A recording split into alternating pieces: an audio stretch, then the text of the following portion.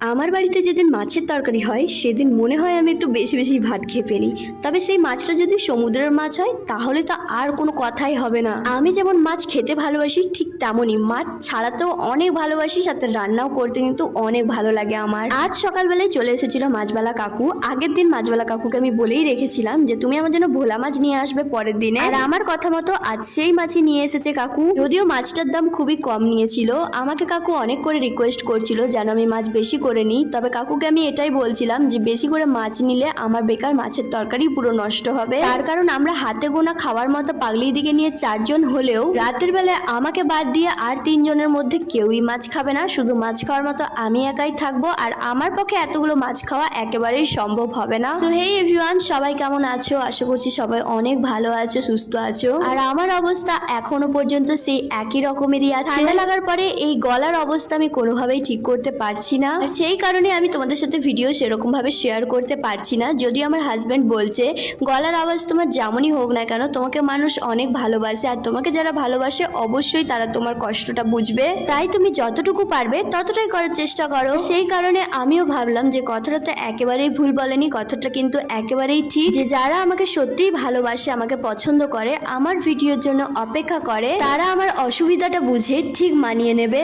যাই হোক, এতগুলো কথা বলতে বলতে রান্নার আসল কথাগুলোই তোমাদের সাথে শেয়ার করা হলো না। যেমনটা তোমরা দেখতেই পেলে আমি মাছটাকে ধুয়ে নুন হলুদ মাখিয়ে নিয়েছি, আর তারপরে আমার বাড়িতে কিছু কাজ ছিল, সেই কাজ বাজগুলো সেরে একেবারে স্নান করে চলে এসেছি আবারও রান্নাঘরে। তারপরে এখন আমি দিয়ে দিচ্ছি কড়াইয়ের মধ্যে তেল। তেল গরম হয়ে গেলে তেলের মধ্যে দিয়ে দিয়েছি অল্প পরিমাণে নুন। আমাদের অনেকেরই কোশ্চেন থাকে যে দিদি মাছ ভাজার আগে তুমি গরম তেলের মধ্যে কেন নুন দাও? আসল কারণটা মাছ ভাজার সময় কিন্তু অনেক তেল ছিটে চারিপাশে, তবে এই তেল যেন খুব বেশি না ছিটে আসে সেই কারণে আমি অল্প পরিমাণে নুন দিয়ে দিই। তারপরে নুন দেওয়ার পরে মাছগুলো এখন ভালো করে ভেজে নিয়েছি। মাছগুলো খুব বেশি কড়া করিনি, তবে মাছগুলোর কালার যেহেতু একটু লাল লাল টাইপের তাই অল্পতেই যেন দেখাচ্ছে আমি অনেকটা ডিপ ফ্রাই করে নিয়েছি। মাছগুলো ভাজার পরে তেলের পরিমাণটা একেবারে কমে গিয়েছিল, আলুগুলো ভাজতে হবে সেই কারণেই আমি দিয়ে দিলাম অল্প পরিমাণে তেল। তারপরে দিয়ে দিলাম ফোড়নের জন্য কালো জিরা কিছুটা। হালকা নাড়াচাড়া করার পরে এখন আমি কেটে রাখা আলুগুলো দিয়ে দিলাম একে একে। এরপরে আলুগুলোর মধ্যে আমি দিয়ে দেব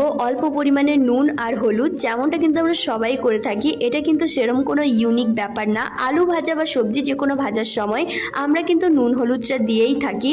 অনেক আছে লঙ্কার গুঁড়ো বা চিনিও দেয়, কিন্তু আমি লঙ্কার গুঁড়ো চিনি টিনি অ্যাড করি না। আর আমার হাজবেন্ডের ডিউটির টাইম হয়ে আসছে, হাতে খুবই কম টাইম ছিল রান্না করার জন্য আমার, তাই ফোড়ন দেওয়ার পরে আলুটাকে আর ভেজে তুলিনি, একেবারে এর মধ্যে দিয়ে দিয়েছিলাম একটা ছোট কেটে রাখা টমেটো।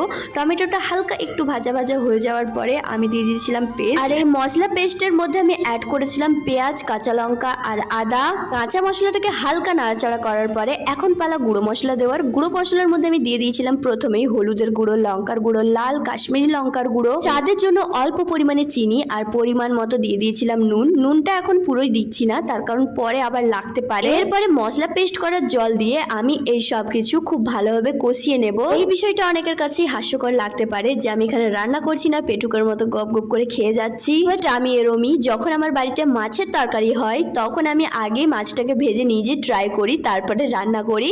আর এরম কারা কারা করো অবশ্যই কমেন্ট বক্সে জানিয়ে দিও। আর মাছ খেতে খেতে এদিকে আমার মশলা কষানো প্রায় কমপ্লিট। এরপরে আমি দিয়ে দিচ্ছি পরিমাণ মতো জল, মানে যে যতটা ঝোল খাবে সেই হিসাবে জলটা দিতে হবে। জল দেওয়ার পরে আলুগুলো হাফ সেদ্ধ হওয়ার জন্য আমি কিছুক্ষণ ঢাকনা দিয়ে রেখে দিয়েছিলাম। তারপরে ঢাকনা খুলে দেখি আলু অনেকটা সেদ্ধ হয়ে এসেছে। এরপরে আমি দিয়ে দিলাম মাছগুলো যেগুলো ভেজে রেখেছিলাম। এরপরে আর কিছুই না, আবারও কিছুক্ষণ ঢাকনা দিয়ে ঝোলটা পুরো কমে এলে তারপরে নামিয়ে নিলে রেডি আজকে মাছের রেসিপি। এদিকে আমি আমার বাগানে চলে গিয়েছিলাম আজকে লেবু চুরি করতে। আমাদের বাগানের লেবুগুলো কিন্তু প্রচন্ড পরিমাণে টক। খাওয়া দাওয়ার পরে আজকে আর সিনু ঘুমায়নি, ওর পাপা ডিউটি চলে যাওয়ার পরে, তার কারণ ওর আজকে বিকেলবেলায় টিউশনি নেই, সকালবেলায় পড়ে চলে এসেছে আজকে। আজ যেহেতু ঘুমকে ফাঁকি দিয়েছে সেই কারণে এখন চলে এসেছে আমারই সাথে। আমি একদিকে ভিডিও বানাচ্ছি আর ও আরেকদিকে খেলা করছে। আমাদের গ্রামের পরিবেশ সত্যি মারাত্মক অসাম, আমি এই কথাটা অনেকবার বলেছি, তবে তোমাদের অনেকেরই এই জিনিসটা কমেন্ট আসে যে দিদি গ্রামের পরিবেশ তো সুন্দর ঠিক আছে, কিন্তু গ্রামের মানুষগুলো কি সবাই ভালো হয়? তবে আমার কাছে উত্তরটা একটু অন্যরকমেরই হবে, যে প্রতিটি জায়গাতে যেমন ভালো কিছু আছে ঠিক তেমনই খারাপও আছে, অর্থাৎ ভালো খারাপ নিয়েই আমাদের কিন্তু চলতে হবে। এই দিদি चाय के दाम हाँ चिक्का मुझे दा भागे के आम की रो का नाम हाँ रो का नाम रान जो में এই ডাকো টিউশনকে দাম আর ও তোমাকে ওই যে গলায় বলছি বলে কুত্তারটাই ওই জন্য তুমি খুলে দিয়েছ? হ্যাঁ আমি বলিনি কিন্তু কুত্তারটাই আমি বলিনি, আমি বলছি বলছে তোমাকে একজন। এবার একজনকে সেটা তুমি বুঝো কে বলছে তোমাকে, আমি কিন্তু বলিনি। হ্যাঁ তো আমার ভাই বলছে ঠিক, ওই জন্য খুলে দিয়েছ। কি বলছে? কোথায় নিয়ে যাবে? তুমি অনেকদিন ধরে গান করনি, তুমি কি গান ভুলে গেছো? গান ভুলে গেছো না মনে আছে? আর ওই যে 5টা বেজে গেল, যে ডিউটি থেকে সবাই আসছে, তুমি এখন এখানে কি করছো? তুমি এখনো বটগাছের গোড়ায় যাওনি? হ্যাঁ তুমি ওখানে না গেলে লোকগুলো কি করে বুঝতে পারবে কোনটা দিয়ে রাস্তা? তুমিই তো বটগাছের ওখানে সিভিক ভলেন্টিয়ারের মতো দাঁড়িয়ে থাকবে। ও দিদি একটা গান করে শোনাও, তোমার গান অনেক দিন ধরে শুনেনি। তোমার গান যদি না কেউ শুনে আমাকে সবসময় বলবে জানো, তাহলে পাগলি দিদিটা গান কেন করেনি। এদিকে এটা তো কেউ জানেনি যে পাগলি দিদি আর আমার কেমন জ্বর, দুজনেরই কেমন আমাদের জ্বর। হ্যাঁ কদিন ধরে আমাকে কমেন্ট করো সবসময় যে পাগলি দিকে দেখায় না কেন, আগের মতো কেন দেখায় না। সবার ফার্স্টে আমি বলে রাখি, আমি তো আগের মতো ইউটিউবে এখন আর লং ব্লগ আপাতত কিছু করছি না। এমনি যা করছি না ফেসবুকে শর্টের মধ্যেই করছি, সেগুলোই আবার আপলোড করছি ইউটিউবেও। আর তার একটা কারণ রয়েছে, সেটাও তোমাদের সাথে আমি ধীরে ধীরে অবশ্যই শেয়ার করবো। আর হচ্ছে পাগলি দিকে না দেখানোর সব থেকে বড় কারণ, আমি পাগলি দিদির ওপর সেরকম খুব একটা যাচ্ছি না। যা টুকটাক রান্না টান্না করছি সেগুলো ওকে দিয়ে আসছি। কালকে একটু পায়েস টায়েস বানিয়েছিলাম, ওকে ডাকছিলাম ওই জন্যই। আর নইলে সেরকম আমিও এখন ওর বাড়িতে যাচ্ছি না, ও আমার দিকে আসছে না। আর আসবো কি করে, আমার ওরও জ্বর আর আমারও জ্বর, দুজন মিলে ওষুধ খেয়ে দুজনের দিকে পড়ে রয়েছি। খালি টুকটাক এই বিকালবেলার টাইমটায় একটুখানি যা আমাদের দেখা হচ্ছে, কথা হচ্ছে। দেখতেই পাচ্ছ আমার বেচারা পাগলি দিদির অবস্থা এখন কেমন হয়ে গেছে। ও এরকম চুপচাপ থাকার মানুষই না, এতক্ষণে সেই পাশে বটগাছের দিকে চলে যাওয়ার কথা, কিন্তু ও আজকে এখানেই চুপচাপ বসে আছে, চা খাচ্ছে আর এখানে বসে আছে। তাই তো দিদি?